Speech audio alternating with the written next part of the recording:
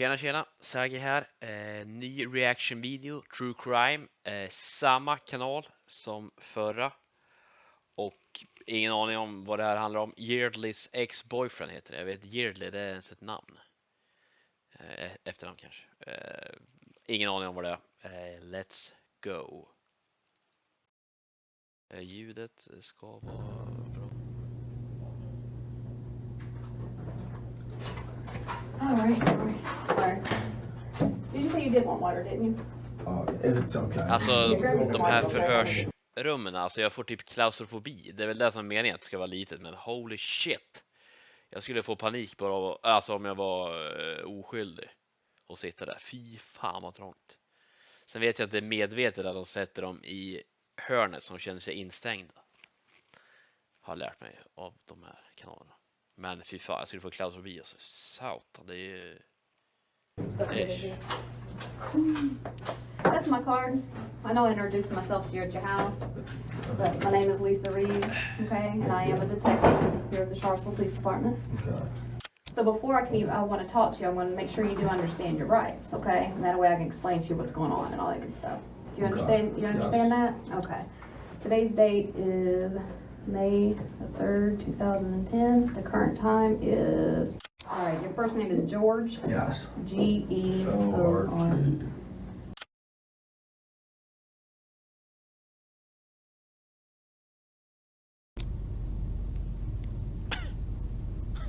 Blickarna. I didn't. There's no way I didn't do it. No way.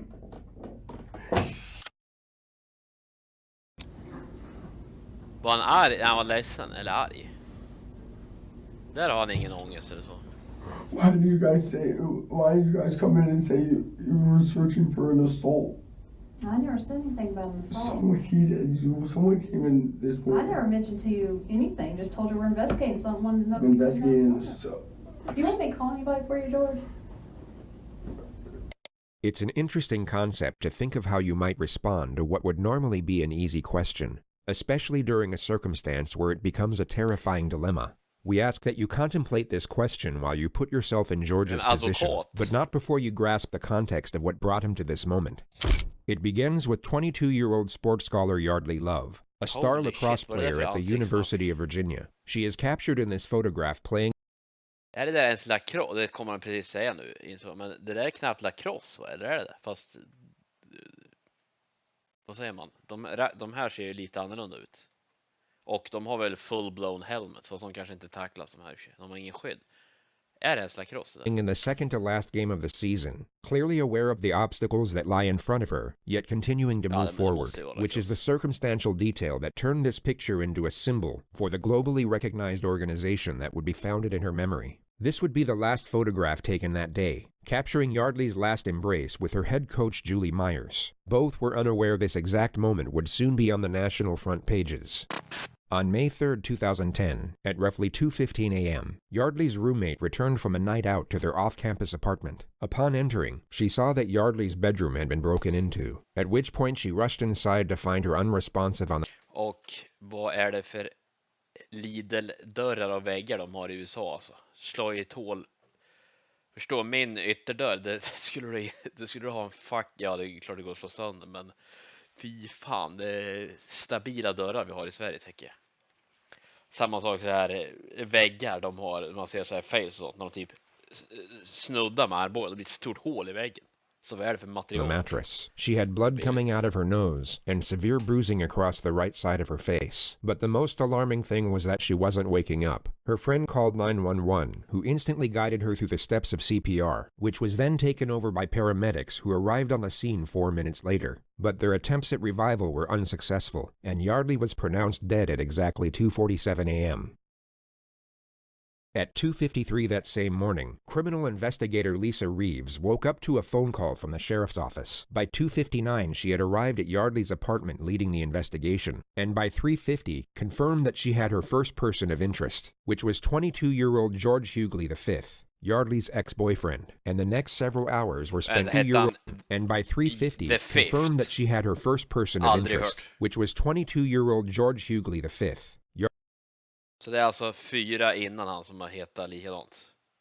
Hans pappa, holy shit. Yeardley's ex-boyfriend, and the next several hours were spent gathering information before she knocked at his front door. She found out that George was a fifth-generation heir to a very wealthy American family whose roots lay in lumber dating back to the 1900s. He was educated at Landon Prep, a prestigious all-boys private school in Bethesda, Maryland, with annual tuition fees of up to $50,000. George was the star player of the lacrosse team and became an All-American athlete. This led to a full scholarship at the University Så där ser lacrosse ut, men då måste det ju vara lacrosse fast damvariant.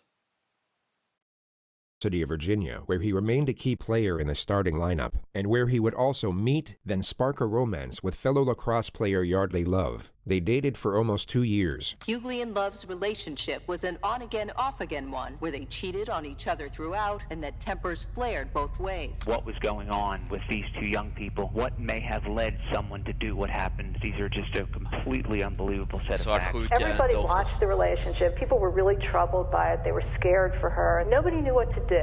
Yeardley ended the relationship in 2010, just 2 weeks before graduation. 9 days later, she was found dead in her bedroom. And that same morning, George Hughley would hear a knock at his front door. He opened to Detective Lisa Reeves, who was dressed in civilian clothing. She introduced herself as a police officer, but mentioned nothing of the crime. She simply stated that she was conducting an investigation that could benefit from his presence at the sheriff's office. George's response was to lethargically put on his flip-flops, then walk over to the passenger side door of her unmarked police car and let himself in. Somewhat bewildered, Lisa got in and drove them to the police station a few minutes away without talking. It was around then when she noticed bruising on his knuckles and cuts on his forearm, at which point George was no longer a person of interest. He was the prime suspect. Men, ja. Vad skulle jag säga? Jag såg ut som fan. Men jo, men måste man liksom, dum fråga kanske, men måste man följa med polisen så där? Kan de åka hem? Ja, fast det kanske de måste göra, det är väl så här spouse, vad heter det? Det kanske alltid blir förhör med den som varit tillsammans med någon. Men jag tänkte att man kan vägra följa med, men det kanske man inte kan, obviously. Dum fråga. Move along.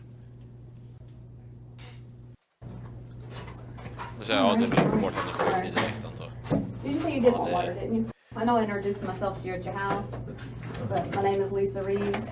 Today's date is May the 3rd, 2010. The current time is, I can't tell on that one, 7:52. I draw with papers too. What's that? My draw was Varför pratar han om det? Det är rätt sjukt ändå. All right, your first Utan name det är is saftig George. hjälp. Yes. Right away, you'll come to notice that George is oblivious to the gravity of his situation, and it would be very safe to assume that he at this moment is unaware that Yeardley has died. He seems to believe that he's in as much trouble as he would be sitting in a principal's office, perhaps for getting in a fight at class or on the lacrosse field, and the sooner he provides a sanitized version of the truth, the sooner he'll get to go home. This, of course, ties in perfectly with the interrogator's opening strategy, which we've labeled warmth for the sake of this video. She will downplay the severity of his situation to a considerable degree, while maintaining a friendly temperament with a sympathetic undertone. She needs the suspect to feel safe and secure for the time being, as the less cautious he is, the more information he's likely to give away. Then as soon as he locks himself into one particular storyline, the pressure can commence, which often leads to a suspect being laden with panic and contradictions. Before we ask you any questions, you must understand your rights. You have the right to remain silent. Anything you say can be used against you in court. Men det är väl, det kanske jag har nämnt i den förra videon, men det är väl, det är så här, varför, för även om du är oskyldig eller skyldig ska du väl aldrig säga någonting utan advokat. Men de här är väl så övertygade om att de tror att de kan lura utredarna, liksom att jag är oskyldig, så åker jag direkt hem, antar jag. För varför skulle du, för jag menar, fan vad, även fast du är oskyldig, fan vad nervös man skulle vara att säga något dumt eller något som de hakar upp sig på. Skulle jag tänka before questioning and have one present during questioning. If you cannot afford a lawyer, one will be provided for you. And if you're willing to talk to us now, you have the right to stop talking anytime. George has two options here. Option one is to remain silent, then allow his father to get him the most expensive attorneys in the country. He would then have years to examine the evidence, evaluate the many options available, and then construct the most self-preserving storyline with world-renowned experts in criminal defense before they present it to a jury. Unfortunately for George, he takes option 2, but before he does, rewatch the flawlessly reassuring manner in which he's given the final piece of the Miranda warning. And if you're willing to talk to us now, you have the right to stop talking anytime. Got it? Yep. Awesome. Just need your signature there that you understand your rights and are willing to talk to us. And the time now is 7:53. All right. Let's kind of start. I'm going to kind of ask you some questions, and like I said, we'll explain things a little bit later. Tell me about your day yesterday. Played golf with our parents. It was a father-son. Good event. I went to dinner with my dad and my 2 buddies, and then went home, went to the bar for like a little while. Then I went over to talk to Yeardley, and Who's Yeardley? Yeardley is my former girlfriend, Okay. which this whole thing's about, which I understand, but George is now initiated Vet han eller har hon sagt det? the investigative subject matter himself. It's the perfect opening scenario for the interrogator because she's given nothing away, making it more likely for him to reveal details that will contradict the Alltså, det är evidence. så dumt when I att went snacka. over to talk to Yeardley, I like was like Yeardley, and she was like already like totally freaked out because of what she did this past like a few days ago, and we haven't talked since, and I was just gonna go talk to her. Yardley slept with another lacrosse player from North Carolina the week before, which is what he just referred to. And she was already like freaking out, like, you know, you can't come in, you can't come in. And I was like, I'm like just trying to talk to you. The investigation team obviously had no way of knowing this, and George has now confessed to the crime of second-degree trespass. More importantly, however, he's just confessed to initiating the supposed confrontation. He now can't say that he was somehow tricked or misled into that situation. He knowingly stepped into it, and the critical fact he can actually recognize and remember this will be used against him repeatedly in the future. And like she like started being like getting like all like Alltså oh my god, han pratar, han är den mest efterblivna person jag hört prata. Alltså jag klarar knappt av att lyssna på honom. Han är rätt så blåst. Min uppfattelse. you know, like really like defensive. She was already like She on was the already, defensive she was edge. like, And, I was like, listen, I'm not here to like, listen, I'm not here, talk to you. And she like got all like sat up, like, her bed's against the wall, like if it was in this corner, she was like up against the wall, and I was like sitting there talking, and like she started being like you know, like getting like all Skulle jag få 1 krona varje gång han sa like, då skulle jag kunna typ köpa Twitter, tror jag. aggressive after this. And so I was like, all right, like chill out, like and show her a little bit. So just to recount what George said over the last 47 seconds, Yeardley was defensive. While being in a defensive state, she backed up against the wall. She then became aggressive. George's response to this supposed aggression was to initiate physical contact. And she started being like freaking out, and I was like, listen, I'm not like here to do anything. I'm here to talk to you about everything that's ensued in the past week. And she was like, and like started like being like, no, like hitting her head, like stop, like she was in the corner, I was sitting on the bed, I was like, stop, like, I was like, Yeardley, like, what the hell, like, we were just gonna talk. So let's go back half a minute and dissect what actually just happened there. And so I was like, all right, like, chill out, like, and shook her a little bit. He will now say the words, and she started being like, then simultaneously mimic a body colliding with the wall. He will then stop himself mid-thought and subtly modify the detail. And she started being like freaking out, and I was like, listen. And she started being like freaking out. He goes from illustrating Yeardley hitting the wall to, as he states, freaking out.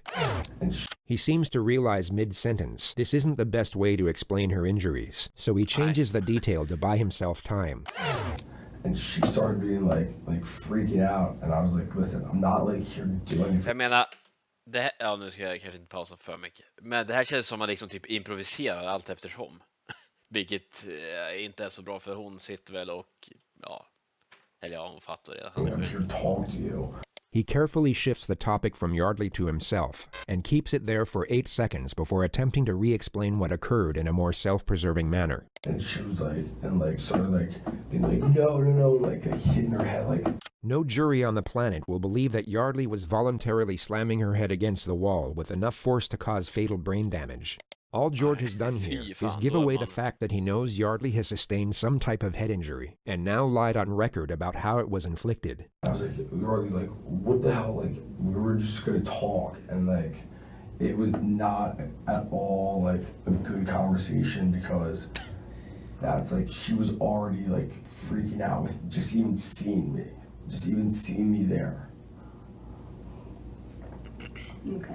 What happened next? Okej. What happened next? And she just kept hitting her head against the wall while she was sitting on the bed. And I was like, and I grabbed her and I like shook her. I was like, stop! Like, like, and looked at her. I was like, we need to like talk about this. And like, I mean, I was holding her arms and stuff, but like, I never struck her. I never like hit her like in the face or anything. 3 gånger så stor. Håller du fast henne så kan de typ inte slå. She was so like, oh, I mean, what's the word?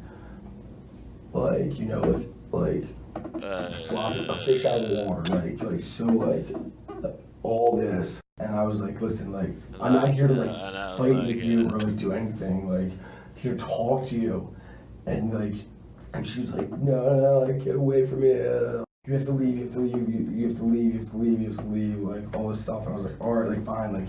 But like, I want to talk to you after all this, and like I was like a little bit persistent because of the situation.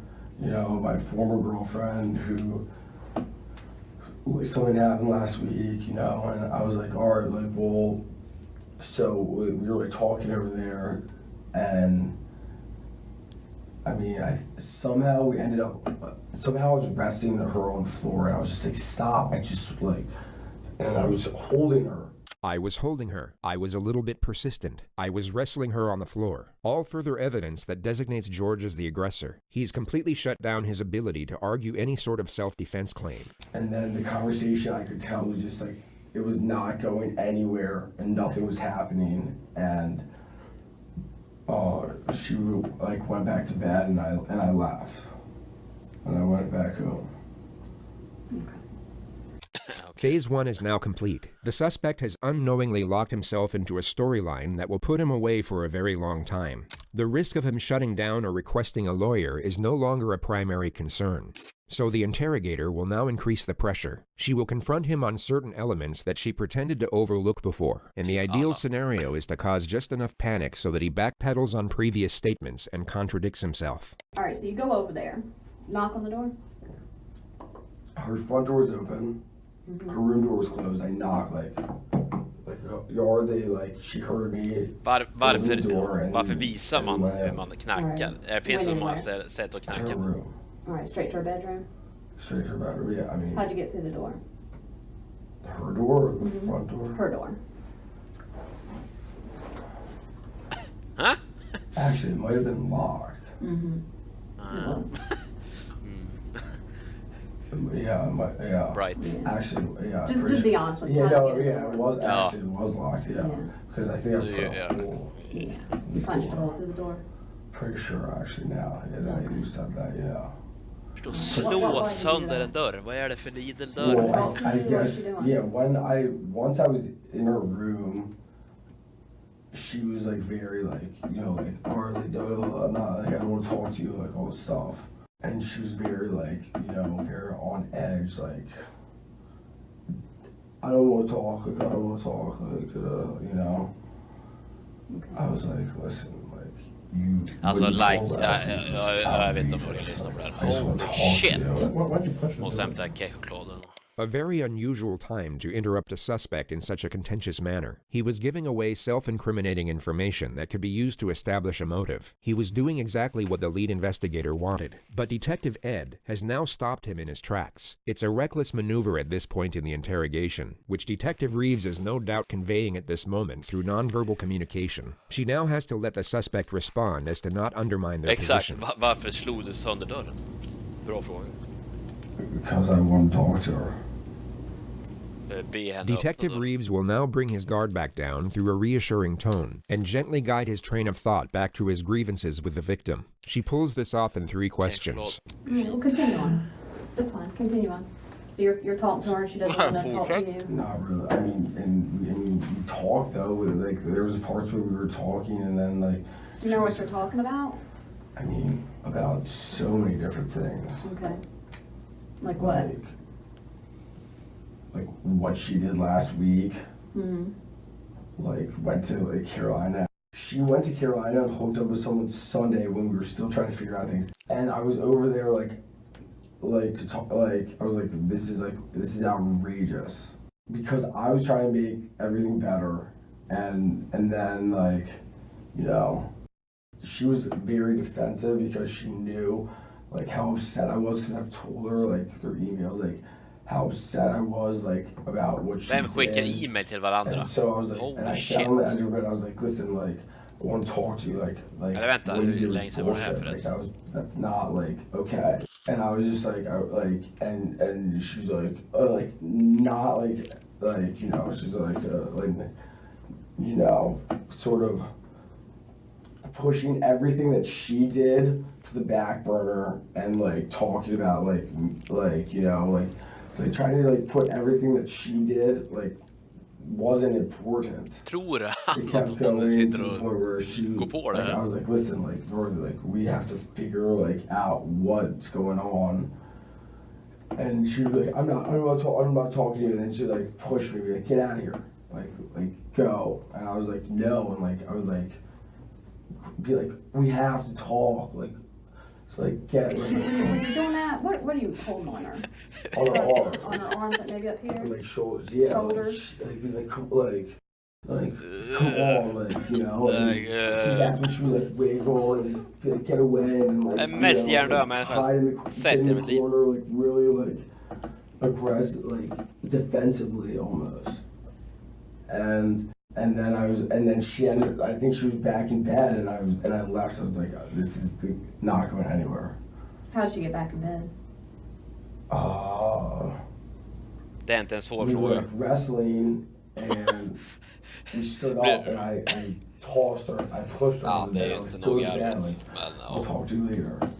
Did you touch her neck area at all? Did you choke her at one point? Det skulle nog svara nej på i ditt fall. May have grabbed her a little bit by the neck when we were like, Yeah. but I never like strangled her. Okay. But I mean, during the whole like commotion, you know, like I might have grabbed her neck, but I never was like strangling her. Okay. More detail that was unknown to the investigation. The fact that he grabbed her neck can now be used as evidence. It paints a more frightening picture of the incident with relation to the suspect's aggression toward the victim. This was an extremely damaging revelation for George's defense. The discussion moves to the moment he left, and George admits that he took Yeardley's laptop. Why'd you grab her laptop?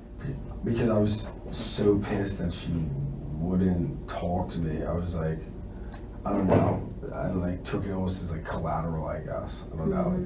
It's not reasonable logic, but Right. Okay. I don't know. Did you take anything else besides the No, laptop? Nothing? no. I mean, Alright. So when you left out of there, I mean, you saw that she was bleeding on her nose. She's now about to ask a question with the same implication for a second time. Notice what occurred the first time. Did you go back and check on her at any point? no, I did not. Okay. Did you try to call rescue or anything to make sure she's alright? No, I did not. No. Why? The face of bewilderment, if there ever was one. It's very strange that he's so taken aback by such a question, especially when you take into account the possible outcome if he had actually called for help. One medical expert revealed in the courtroom for the very first time that following Yeardley Love's brutal beating, had George Hughley or anyone else called for help, she might have survived. I didn't think it was like, I didn't think that she was like in need of like going to the emergency room.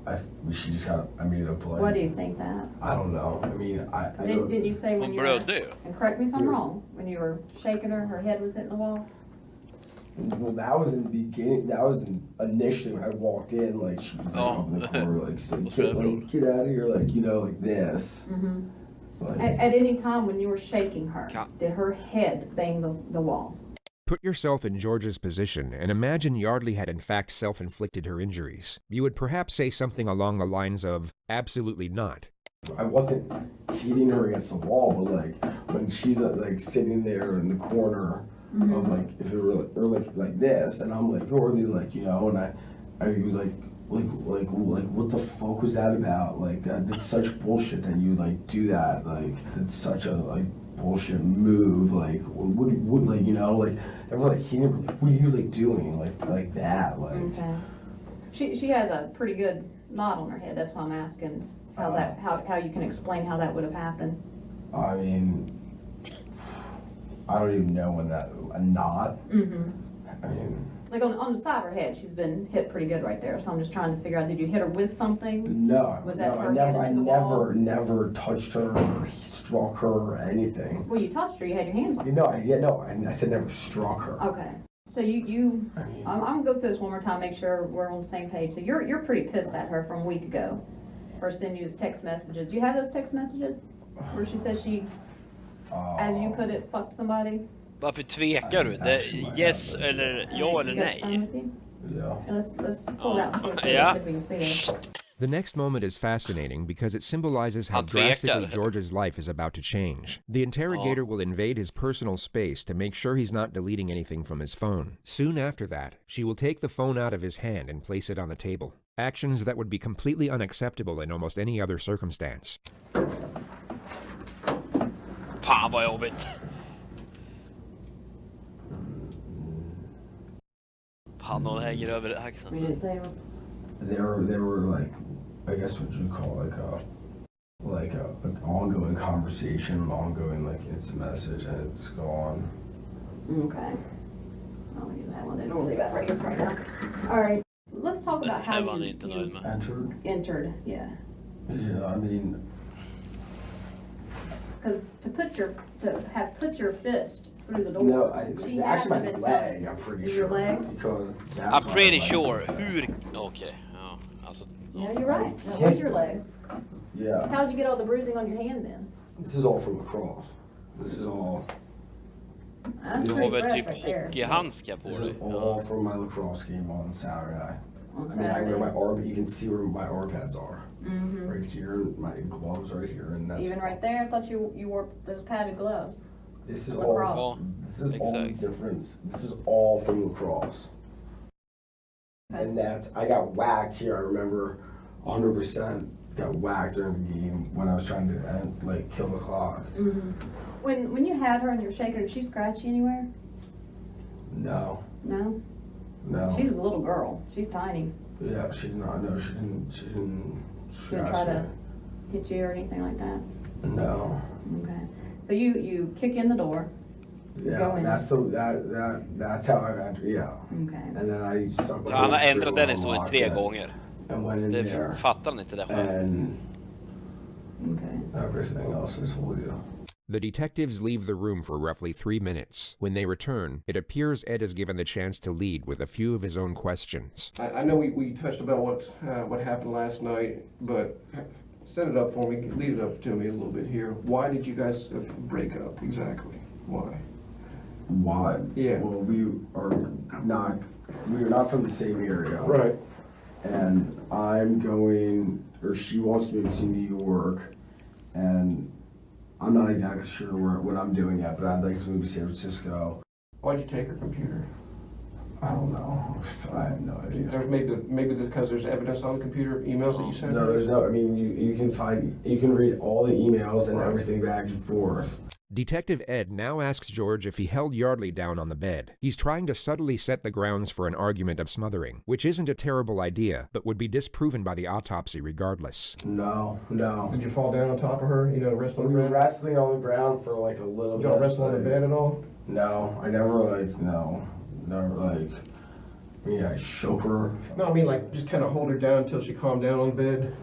No, if anything that if anything that would have been like on the floor. When we were on the floor, when her nose started bleeding, we were like wrestling around, and that's when her nose started bleeding. Was it pretty noisy when y'all were wrestling around? No. Hur kan det börja blöda?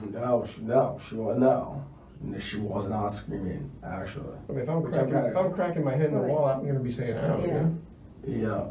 No, I mean, she was not screaming. Yeah. She should have been, probably. I mean, maybe. She should have been, probably, maybe. I mean, maybe. I don't know. What do you think she should have? I don't know. I mean, well, she was screaming when I first came into the room. She was like, "No, I'm not talking to you. Get the fuck out of here," all that. But At any point before you said you and this was your words, you said you tossed her on the bed and then you left. Yeah. All right. At any point before that, did she lose consciousness? No. Okay. What happened after you tossed her on the bed? Did she move? Say something? I mean, I literally tossed her on the bed and turned around and... Tossed her on the ground or tossed her on the bed? And tossed her on the walked bed. out the door. Okay. So when you tossed her back on the bed, in your mind, she was bleeding? But you said she was bleeding out her nose, and you didn't feel like you needed to call rescue? No. After that, after banging her head and No, shaking her and blood coming out her nose on the floor? No. There's nothing about you missed anything that no one asking right now? There's nothing about going Kan du vara to tyst? get anything or going, I don't know why I took the computer. George rambles about why there was no reason for taking the laptop for another 20 seconds, during which time Detective Reeves decides that enough information has been attained. Phase 2 is now complete, and the fate of Yeardley is about to be revealed.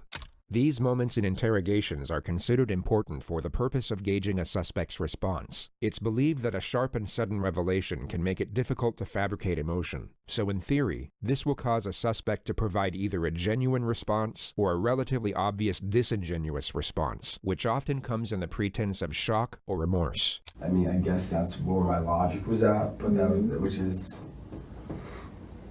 Well, I have to tell you I something. think I know why you took the computer. In the midst of what would have been a flawlessly executed moment, Detective Ed jumps back into the laptop mystery. The suspect has essentially confessed to murder. This really wasn't the time for regurgitated conjecture over a petty theft misdemeanor, which Ed was clearly being advised of once again through nonverbal communication. Why do you think? You all right? Go ahead. No? Yeah. She's dead. You killed her, George. You killed her. Undrar vad han tänker på i det här läget. I think De you 5 did that. sekunderna. No, I did not. In our opinion, George is being truthful here, and we believe the interrogator feels the same way in this moment. She's dead? How the fuck is she dead? Because you killed her, George. How the fuck is she dead? Because you killed her. George appears to be going through a delayed response. It's so foreign a revelation that it's yet to sink in. Once the shock settles, he refuses to accept it, and this denial appears to be a momentary coping mechanism before the reality of the situation truly hits him, which will happen at this time in the footage. Oh my god. She's dead? Yes. She's dead. Yes. She's dead. She's dead. How?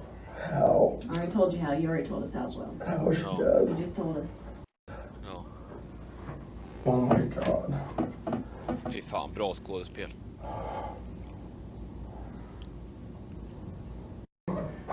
You went in there to talk with her, but it got out of control, right, George? The detectives will now add further pressure to keep him talking. Suspects will often divulge information in these moments in the panicked attempt to save themselves, and in doing so can shut down a more credible storyline they haven't thought up yet. The alcohol got a hold of you. You kicked in her door.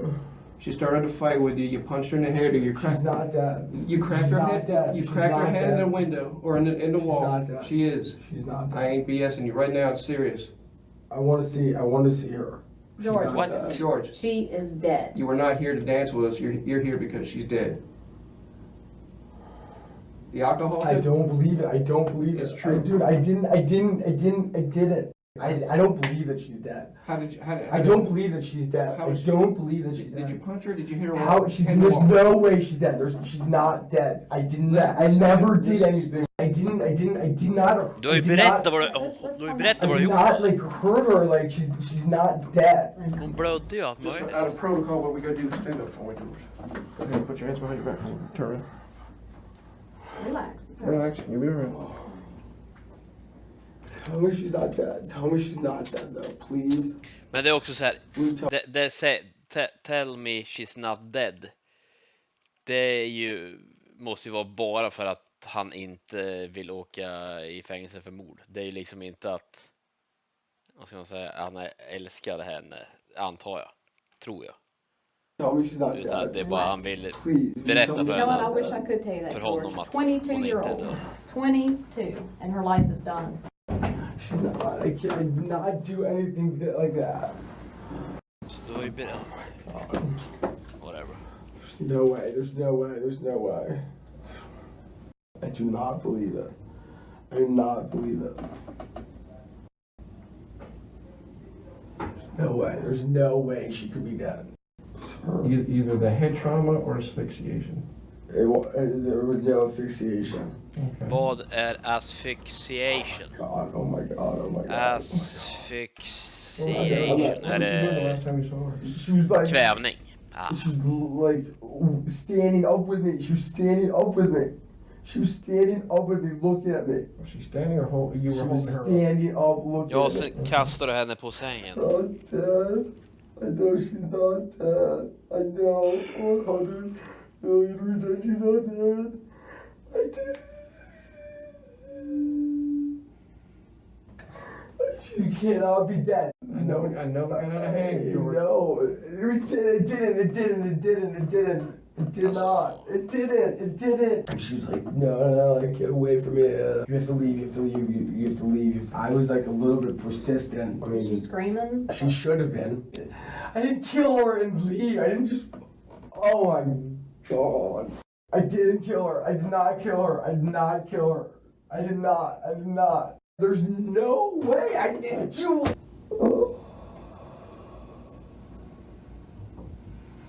I'm a lawyer.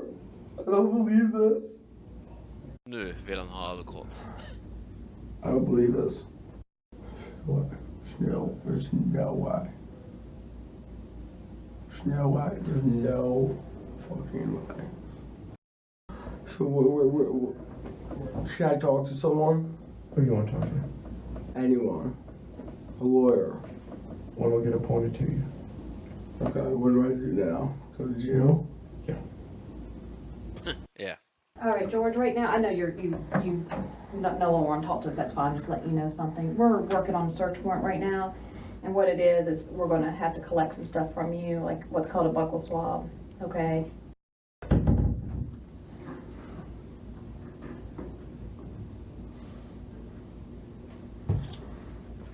Why did you guys come in and say you were searching for an assault?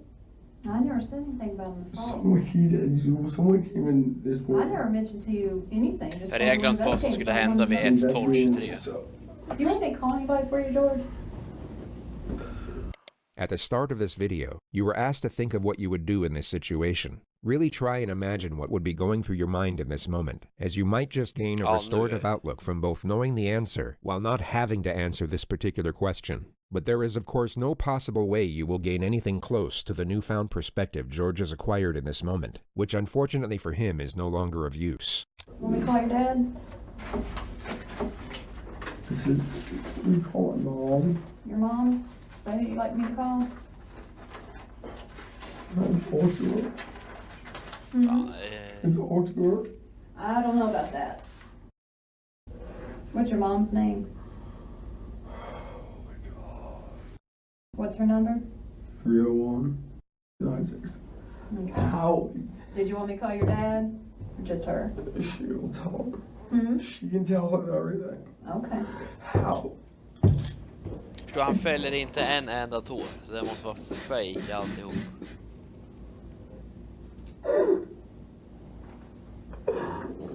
I don't believe Nej, it. slut. There's no way she's gonna be dead. Så vad There's no fan håller han på way. med? Calm down. There's no way. There's no way. There's no.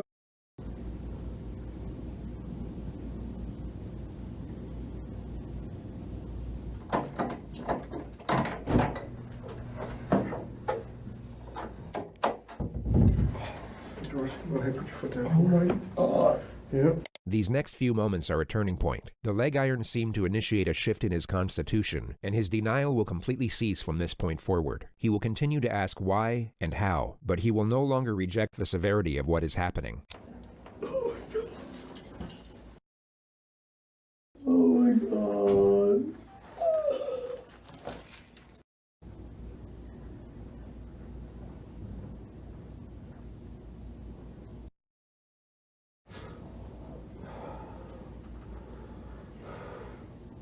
Huh. Heck of a day, bud.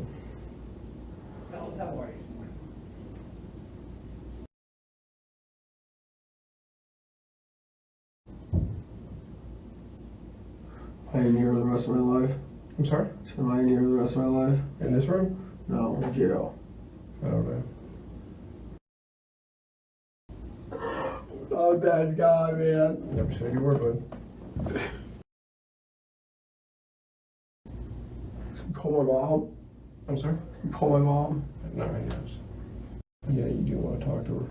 Now's when you need your family the most, bud. You know? And true that.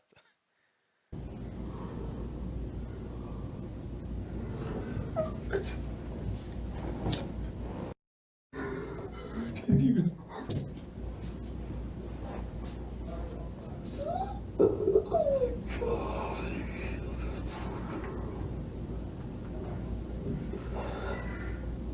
George was taken to the regional jail soon after this moment. He would go on to plead not guilty to murder and was held without bond for almost 2 years awaiting trial. It began on February 6, 2012. Well, testimony is now underway in the murder trial of the former UVA lacrosse player accused of killing his ex-girlfriend. For the first time, we have video of Yeardley as he was led into the courtroom. Contrary to his appearance in the days that followed his arrest for the murder of 22-year-old Yeardley Love, he appeared pale, frail, and gaunt. The prosecution presented a case that Yeardley went to Love's apartment that night, busted through her bedroom door, and in some way struck her, causing blunt force trauma which led to her death. We've also learned that on that night, George Yeardley was exchanging what were described as playful text messages with 3 other women. Those messages continued late into the night and even after the alleged attack. Throughout this trial, Yeardley has sat expressionless, almost stoic at the defense table.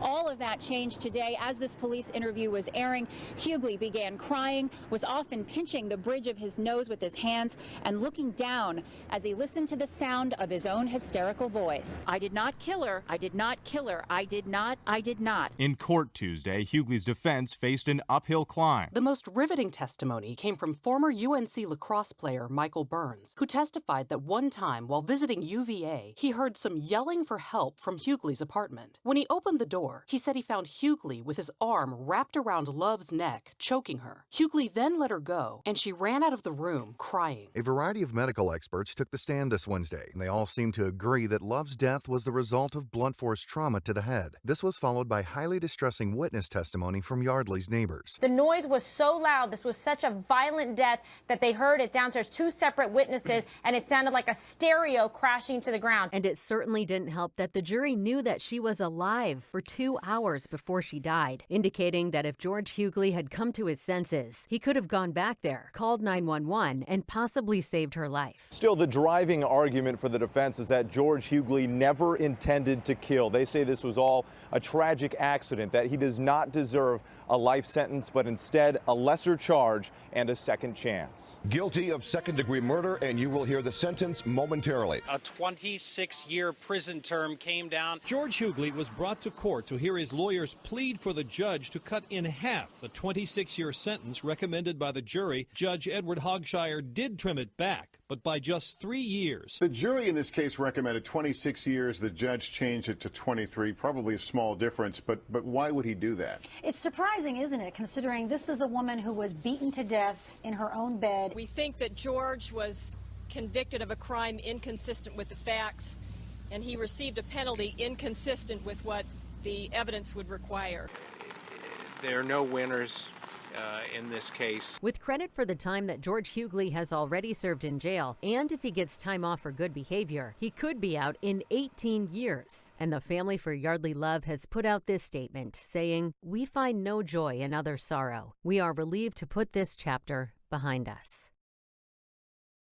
As for George, he was incarcerated at the maximum security Augusta Correctional Center for 10 years, and has since been transferred to a prison work camp in Richmond, where he's expected to serve out the rest of his sentence. The present consensus in the media is that George had no intention of killing Yeardley, but that his 23-year sentence is still appropriate, if not lenient, and that him being drunk to any degree at the time of the murder is not an excuse, nor does it lessen the culpability of his actions to any extent. He'll be released at the age of 45, meaning he will have the second chance at life Yeardley was never afforded. You can decide for yourself whether he deserves it or not.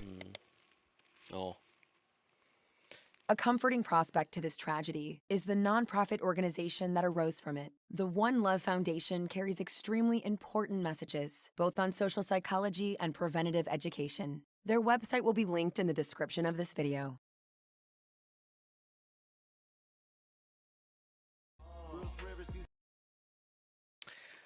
Ja, det var en till reaction-video. Men det kommer nog flera. Men tack för att ni kollade i alla fall. Ha det gött, så ses vi i nästa video.